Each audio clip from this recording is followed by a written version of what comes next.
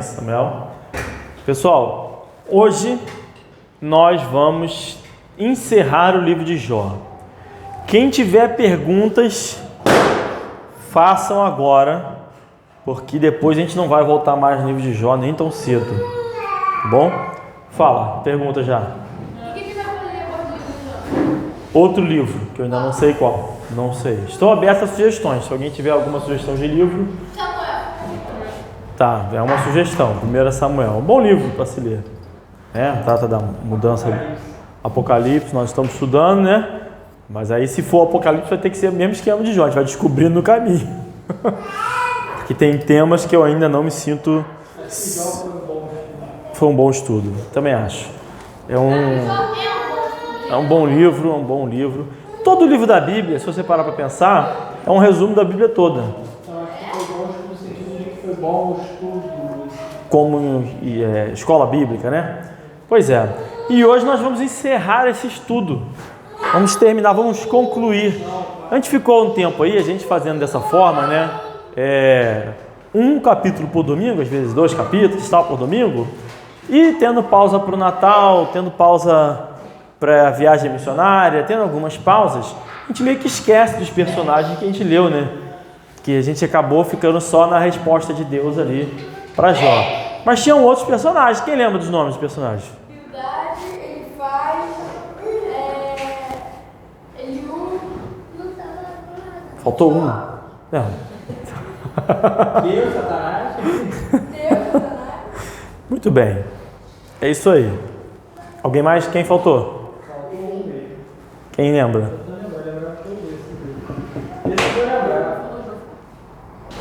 Jofar. Jofar é nome de Jafar é nome do vilão do Aladim, né? Enfim. Então hoje nós vamos ter as Zofar. Muito bem. Vamos encerrar então o livro de Jó, certo? Até aqui Deus demonstrou as coisas para Jó. Primeiro Deus fez uma série de perguntas que talvez o arrogante pudesse respondê-las de forma errada, mas poderia respondê-la. Depois Deus aprofundou de perguntas possivelmente que você pudesse responder para perguntas impossíveis de serem respondidas.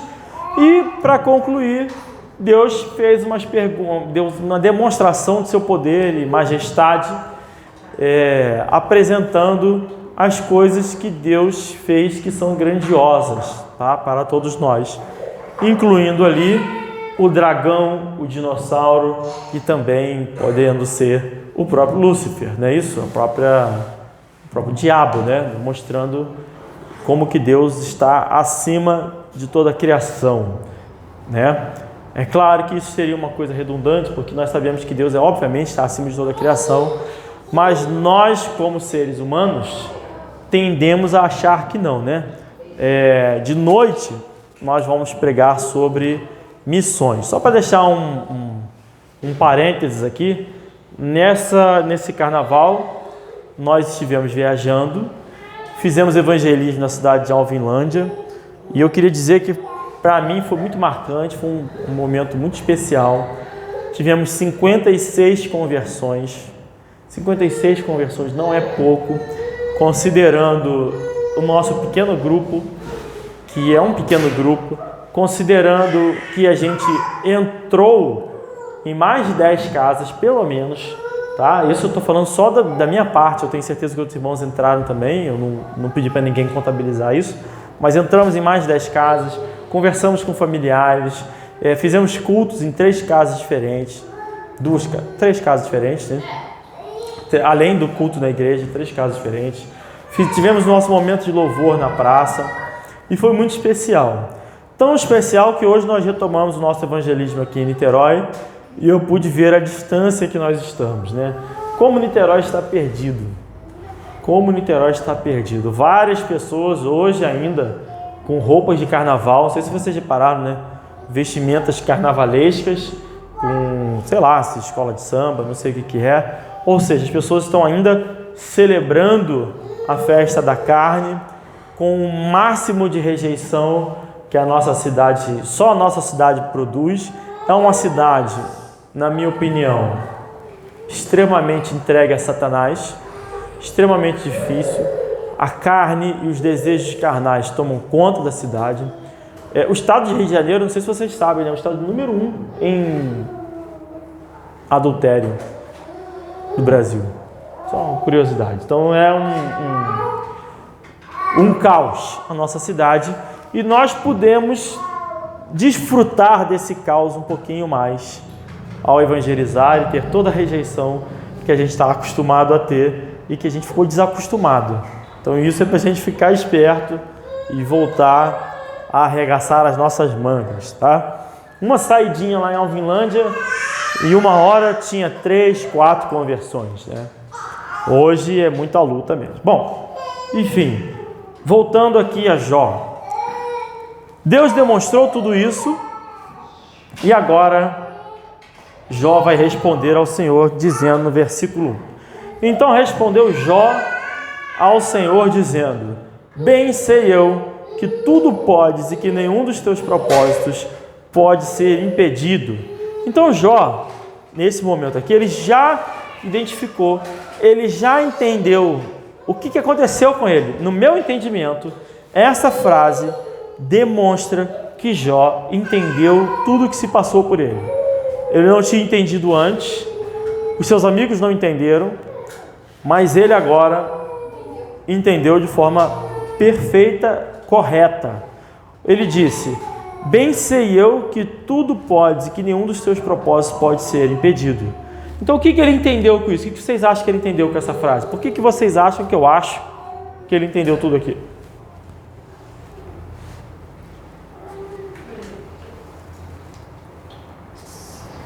Não precisa brigar, tá, gente?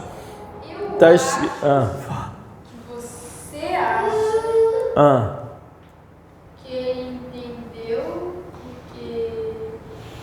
enfim, porque os propósitos de Deus não podem ser impedidos.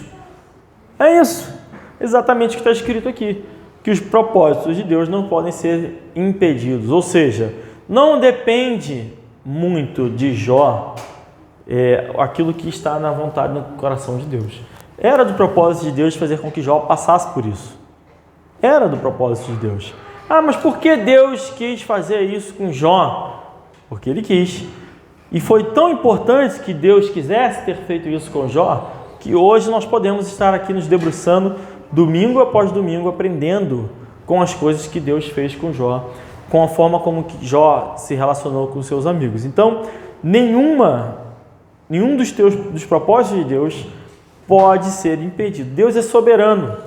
Não necessariamente Jó sofreu porque pecou, não necessariamente Jó sofreu porque fez qualquer coisa, ou Jó sofreu porque precisava fazer alguma coisa, ou porque tinha algum tipo de pecado escondido. Não, estava dentro dos propósitos de Deus. Isso fica claro, não fica, quando a gente lê isso aqui? Jó entendeu isso aqui.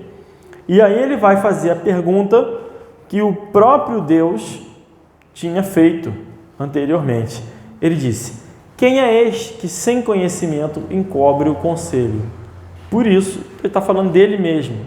Ele, Jó, era aquele que encobria o conselho.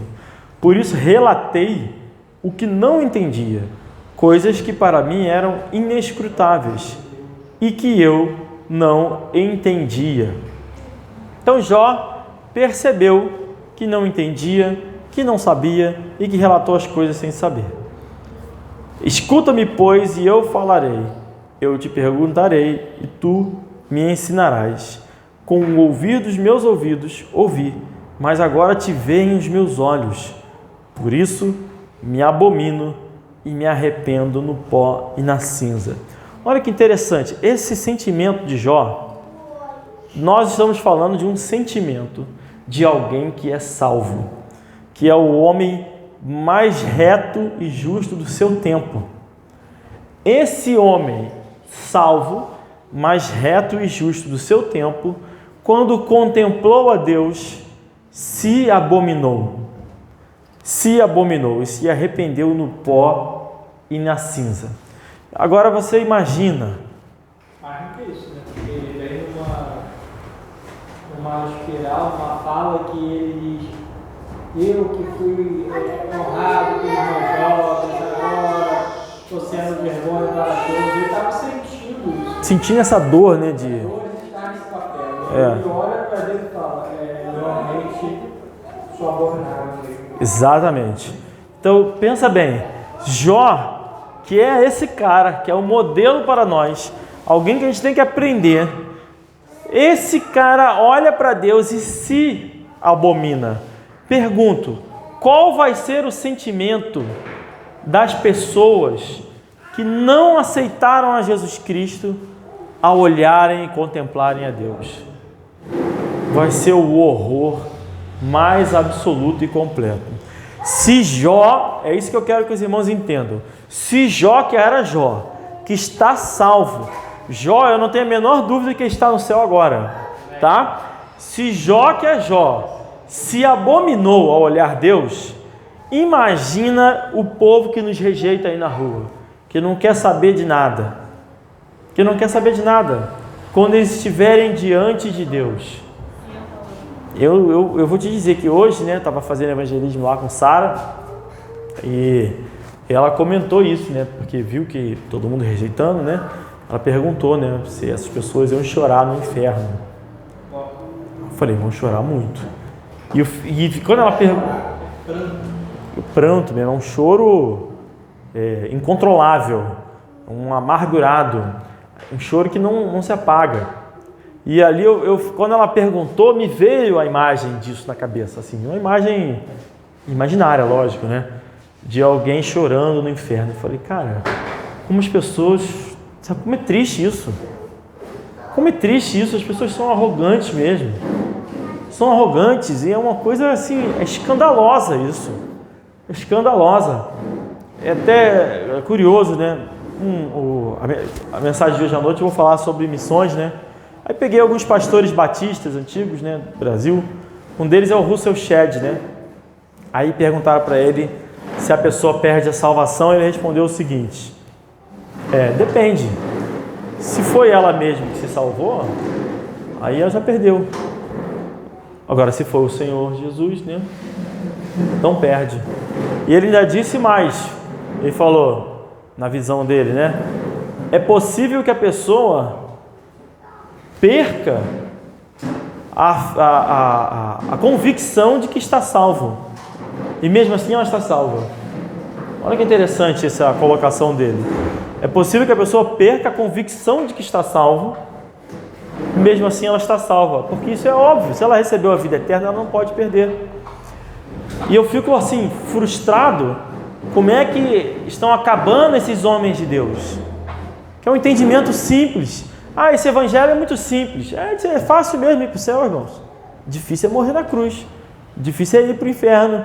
Ficar 3 dias e 3 noites lá sem merecer. Enfim. E aqui você vê que Jó, salvo, servo de Deus, que agrada a Deus, se abominou ao contemplar ao Senhor. Isso é uma lição para todos nós. Amém? Sucedeu, então ele se abominou, né? Sucedeu que, acabando o Senhor de falar a Jó aquelas palavras, o Senhor disse a ele, faz o temanita. Então, depois que Jó, como é que esse é um livro tão perfeito, né? Ele resume tudo, né? Que a gente discutiu aqui, ele vai resumir. Depois que Jó, que Deus tratou de Jó, foi lá, resolveu com Jó.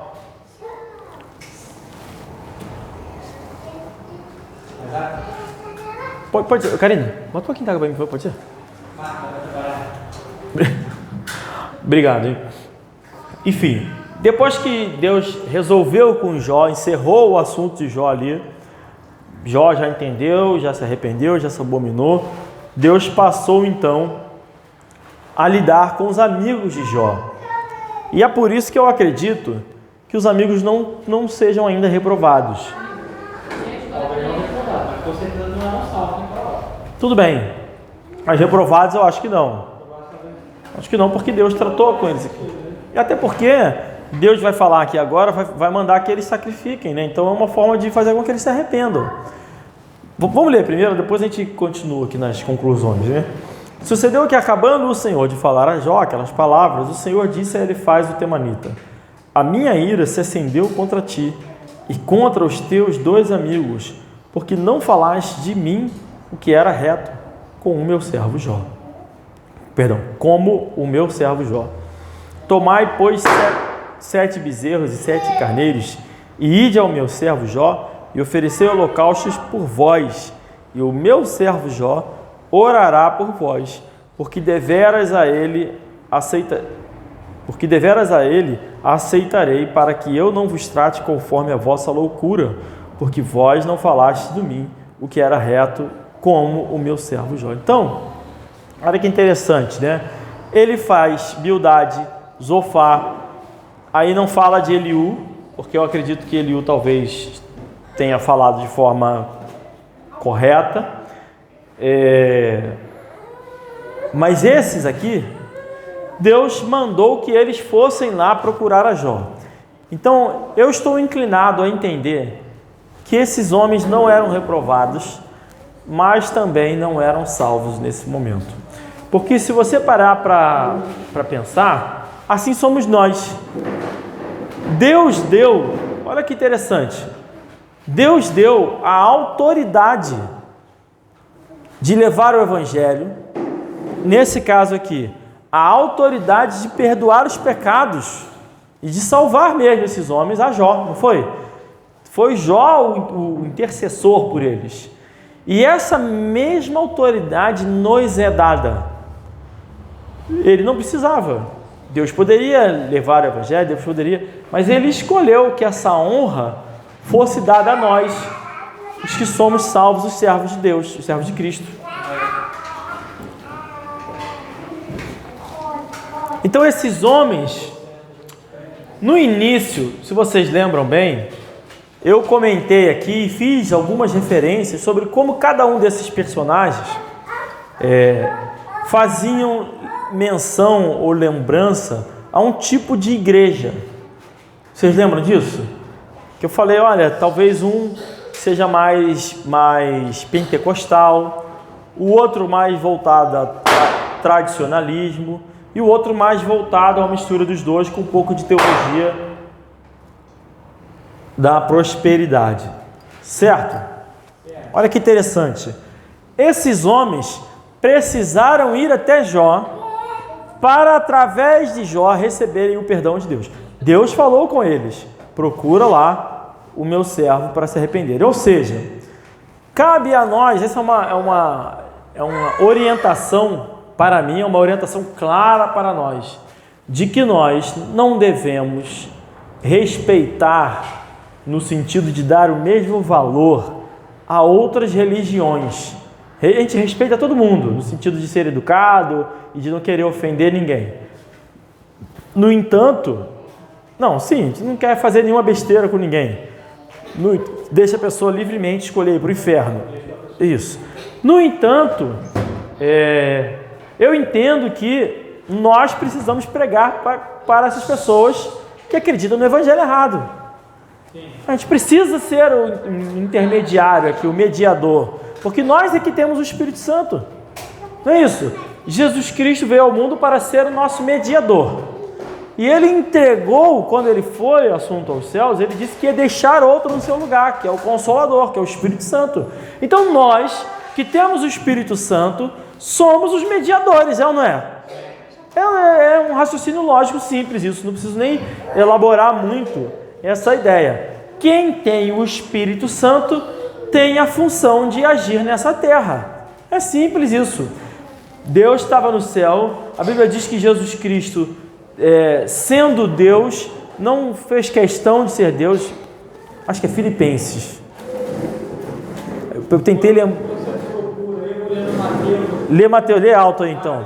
16, que diz o seguinte: 19. E eu te darei as chaves do reino dos céus, que ligares na terra será ligado no céu, e que ligares na terra será desligado no céu. O que confirma exatamente essa fala. Jesus está falando que Jó ali, o que Deus fala para Jó então, né? Jó vai lá, então você vai orar para o que você ligar na terra, você ligar no céu, se você desligar na terra, você desligar no céu. Esse poder é dado aos crentes. Amém. Entendeu? Então, Jesus Cristo deu essa autoridade à igreja, aos salvos, de ligar na terra e ligar no céu, desligar na terra e desligar no céu. Então nós somos esses responsáveis, essa mesma autoridade foi dada a Jó. Aqui em Filipenses, já achei, capítulo 2, vai dizer o seguinte: de sorte que haja em vós o mesmo sentimento que houve também em Cristo Jesus. Então olha o sentimento que houve em Cristo Jesus, que sendo em forma de Deus, não teve por usurpação ser igual a Deus, mas fez a si mesmo de nenhuma reputação, tomando a forma de servo, fazendo-se semelhante aos homens. E achado na forma de homem, humilhou-se a si mesmo, sendo obediente até a morte e morte de cruz. Então, Jesus Cristo, sendo Deus, se fez homem, abriu mão da glória, da honra de ser Deus e se fez homem. E com isso ele morreu para vencer a morte e nos entregar a vida eterna, né? Esse é o evangelho da salvação, pregação da palavra de Deus é esse. Ao fazer isso, ele nos entregou o Espírito Santo, como ele mesmo orou, dizendo que ele era um com Deus e orou para que nós nos tornemos um com ele e um com Deus, não é isso? Então somos nós os mediadores dessa terra. Portanto, fica de maneira clara que aqueles que acreditam que você pode perder a salvação, aqueles que acreditam nas tradições dos homens,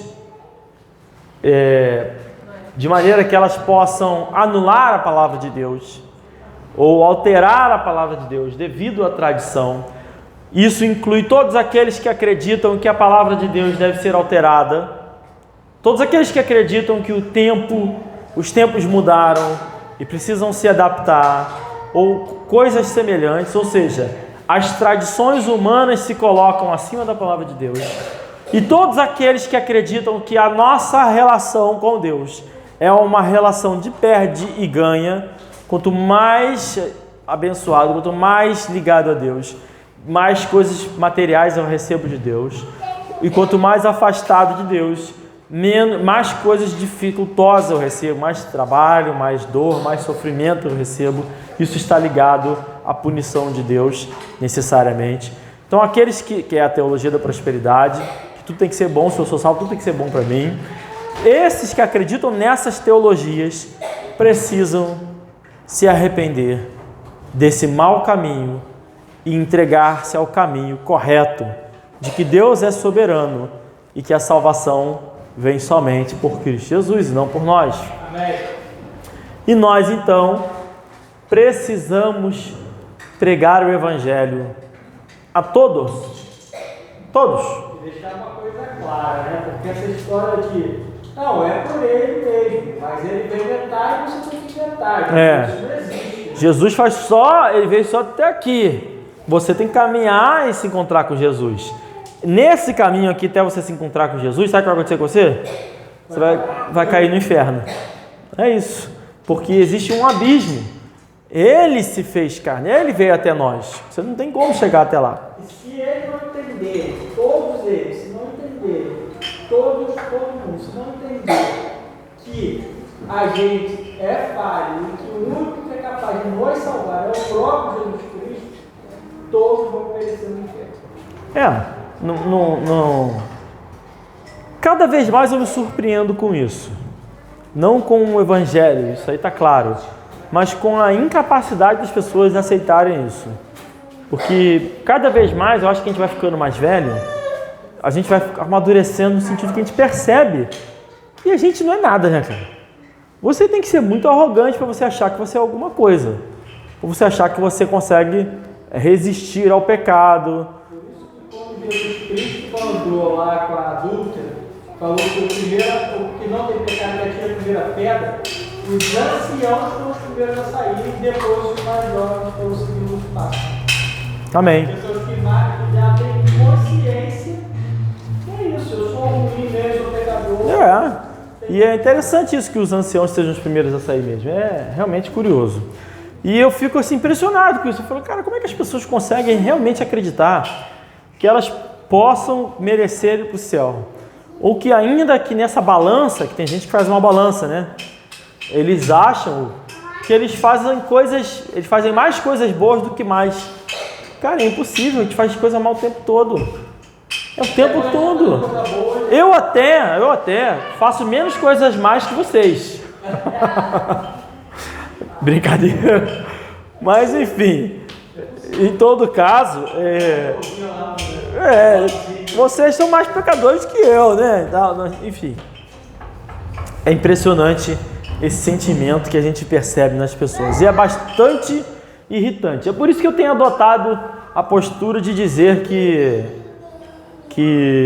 a pessoa não entende mesmo, porque as coisas espirituais, o homem espiritual é que discerne. Fala. Você fez um comentário, né, que a gente devia ter falado alguma coisa, eu esqueci, que foi bom. Então, aí você falou, devia ter falado pra ela alguma coisa, eu esqueci. Devia ter falado que eu estava correto. Que eu estava com raiva. Porque teve uma senhorinha que a gente estava evangelizando que ela não aceitava de jeito nenhum, né? Que ela não tinha pecado, não cometia pecado e tal. E eu devia ter falado pra ela, que eu fiquei com raiva, né? Eu falei, olha, eu tô pecando agora mesmo, que eu tô morrendo de raiva da senhora. Mas, enfim, são esse tipo de coisa que acontece. E, no entanto, o Senhor aceitará o pedido de perdão, o pedido de invocação do nome do Senhor desses, conforme está escrito aqui. Então ele faz o temanita, e Bildade, o suíta, e Zofar, o naamatita, e fizeram como o Senhor lhes dissera. E o Senhor aceitou a face de Jó. Amém? Então eu acredito aqui que nesse momento, esses homens possam ter sido salvos, por terem obedecido ao Senhor e por terem buscado Jó. Muito bem. Mas reprovados eu não acho que eles sejam Deus não. Já tinha entendido isso na época, né? Mas só porque tem muito tempo que a gente não fala sobre eles. Muito bem, então Deus tratou de Jó. Agora fica paradinho. Deus tratou dos amigos de Jó. E agora? O que vai acontecer aqui? Verso 10. E o Senhor virou o cativeiro de Jó quando orava pelos seus amigos. Olha que interessante. Enquanto Jó orava pelos seus amigos, o Senhor virou o seu cativeiro e o Senhor acrescentou em dobro a tudo quanto Jó antes possuía. O sofrimento de Jó é chamado de cativeiro. Então preste atenção. Em que momento Deus virou o cativeiro de Jó? Quando ele orava pelos amigos. Então preste atenção. Jó estava sofrendo, passando por tudo isso. Ele já viu a Deus, ele já conversou com Deus, ele já recebeu de Deus respostas, ele já entendeu, já se corrigiu, mas Deus até agora não tinha livrado ele do cativeiro. Ele tinha entendido, compreendido, estava correto, se corrigiu, estava tudo certinho, mas ainda estava no seu sofrimento. E ele estava disposto a continuar nesse sofrimento, pelo que eu entendo aqui no texto. Quando que Deus o livrou do seu sofrimento? Quando ele intercede por seus amigos. Quando ele intercede por seus amigos. Irmãos, dentre todas as coisas que nós, como crentes, precisamos fazer, existe uma que é a principal. Fala. Interessante que independente de Jó ter o cativeiro dele virado, bota mais uma água, por favor. No final das contas ele estaria salvo. Sim. Mas para o cativeiro dele aqui ter sido virado, ele precisava falar o próximo como ele mesmo. Exatamente. O que é, e aqui se a gente está falando, vai tornar. Se nós estamos falando que os amigos de Jó não, sem canudo. Os amigos de Jó não eram salvos e que nesse momento eles receberam a Jesus Cristo, né? Esse é o meu entendimento. Esse momento da oração é quando a gente encerra o evangelismo, não é isso? Quando a pessoa confessou a Jesus Cristo, é nesse momento que a gente ora junto com eles.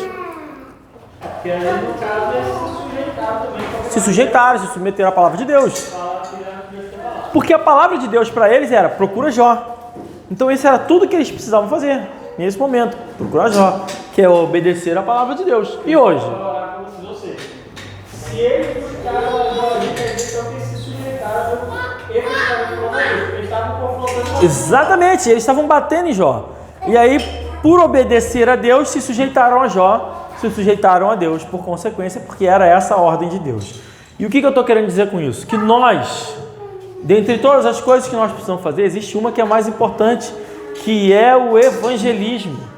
Eu acredito, irmãos, que enquanto nós estivermos dispostos a pregar a palavra de Deus, a ganhar as pessoas para Cristo, nós somos úteis. Nós somos úteis. No momento que você decide que não falará mais para ninguém, não fará mais nada, não tem por que você ser preservado por Deus aqui. Tá? E aí, isso não quer dizer que Deus tiraria Jó do seu sofrimento por causa disso. Mas Deus quis que assim fosse. Como, se eu estiver passando por alguma coisa, Deus vai me tirar só porque eu ganho almas para Jesus, porque eu vou para a rua evangelizar. Não! Ele continua sendo soberano, ele continua tendo os seus propósitos que não podem ser impedidos. Ele continua sendo Deus. E eu continuo sendo servo. No entanto, eu tenho uma missão, uma que é a de ganhar almas. É de fazer o evangelismo. É de fazer o evangelismo, é de ganhar almas para Jesus. E aqui foi o que Jó fez. E nesse momento, enquanto ele orava pelos seus amigos, Deus acabou com o seu sofrimento.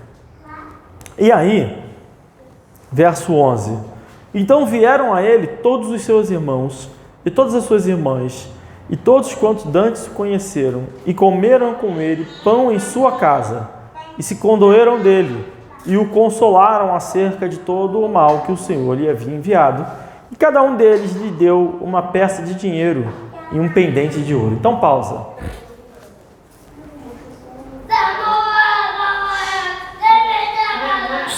Ou não é? Que isso, rapaz? Enfim, olha que interessante. No início, esses amigos de Jó foram lá para consolar Jó, não foram? E eles foram bem sucedidos nisso? Não, porque eles começaram a discutir e debater com Jó e querer acusar Jó e incomodar Jó.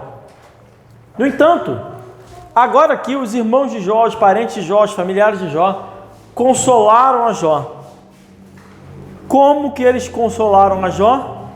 Foram na casa de Jó, comeram pão com Jó, se condoeram com Jó, ou seja, participaram da dor, sentiram a dor, sofreram com Jó ali e ajudaram a Jó. Cada um deu lá uma peça, um pingente de ouro, um pendente de ouro e uma peça de dinheiro. Irmãos, quando tem alguém sofrendo e você quiser consolar, é só isso. É só isso que precisa ser feito. Você não precisa... Eu ando sofrendo muito. Um pendente de ouro para o irmão Zé Renato acaba com o sofrimento dele. Pronto, tá bom? Acabou só isso. Uma porção de dinheiro, um bolinho de dinheiro, um pendente de ouro, acabou o sofrimento.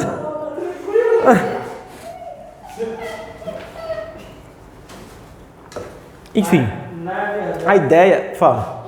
Na verdade, a gente vê tem muito mais ainda, na verdade. Ele fala aí, 14 mil ovelhas, 6 mil cabeças, sim. 1.000 jumentos. Então, não precisa parar no presente de ouro. Não. Mas aí já foi depois, né? O Senhor que deu essas coisas para ele. Mas as pessoas foram lá, se condoeram de Jó, levaram lá o pãozinho lá, um cafezinho, comeram com Jó e se condoeram dele. É só isso, gente. Se tiver alguém sofrendo, é só isso. Não tem muito o que você falar, não.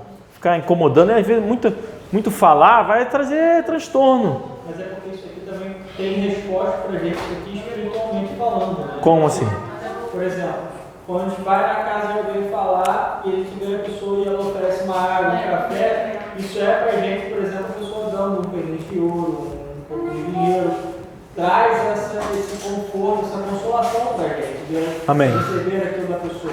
E mais do que isso, Deus vai trazer muito mais o nosso ser na nossa terra que estiver tendo com Ele. É o que ele fala, olha o livro do campo, não se preocupe também. Vocês vão ser revestidos de muito mais coisas. Inclusive, todos os pregadores, todos que amaram hoje, como você vê, por exemplo, Jesus, João, Pedro, todos foram crescimento de morte. Amém. Na verdade, quando ele fala dessa reestruturação, desse renovo, dessa vida nova, que Jó voltou lá e viu Samuel, senta. A gente vai ter eternidade com Deus. Os irmãos, com muitos filhos, com muitas pessoas ali no nosso redor. Então, e é até que o próprio Senhor falou isso, né? Eu nunca tinha pensado nisso aqui, mas tem esse sentido sim, de que é uma alusão, né? Quando você fala de Jesus e tudo mais, o próprio Senhor falou, né? Que se alguém te oferecer água, você recebe. E tem uma questão que é de alegria, né? Porque lá em Alvinlândia é outro lugar, né? Outro lugar, é interior. A gente abordando as casas, a gente ganhou goiaba, copo d'água. E eu vou te falar uma coisa assim, parece bobeira. Mas você fica feliz, rapaz. Você ganha a goiabinha, a pessoa foi lá, catou a goiaba do pé, te deu. Ficou todo empolgado, mas foi goiaba pros outros. Aí eu mostrei, esse aqui é Samuel. Foi uma goiabinha. É um sentimento de alegria muito grande. Por uma coisa assim, que não é nada, né? Uma goiaba, eu poderia comprar a goiaba, mas a pessoa aceitou Jesus, ficou feliz. A gente estava no sol, quis te oferecer uma água. Então, já tem uma goiaba aqui que eu plantei. Você quer comer da minha? Poxa, claro que eu quero. Então, uma delícia. E às vezes não é nada pra gente na nossa condição que a gente percebe pra lá, mas os caras não têm milagre.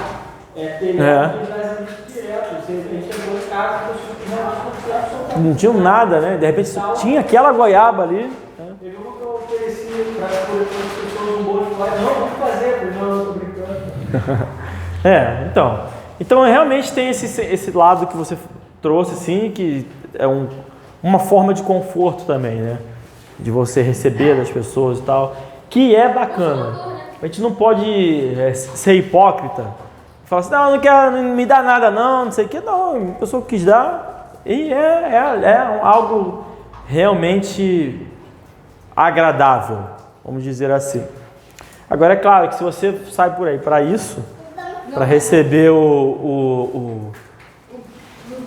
sei lá, o reconhecimento das pessoas, seria melhor ter ficado em casa.